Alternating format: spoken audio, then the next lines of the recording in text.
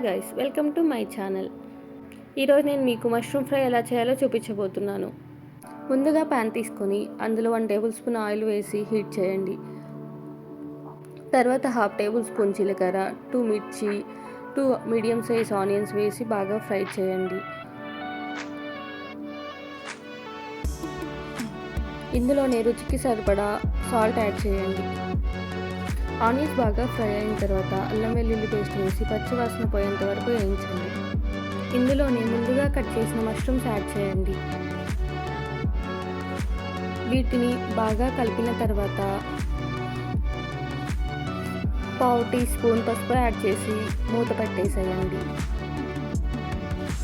నీళ్ళన్నీ ఇంకిపోయి oil separate అయ్యేంత వరకు అలానే ఉంచండి.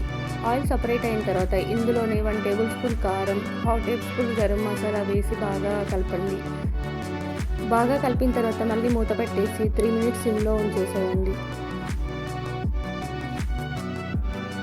తర్వాత ఇందులో కొత్తిమీర వేసి స్టవ్ ఆపేసేయండి. మష్రూమ్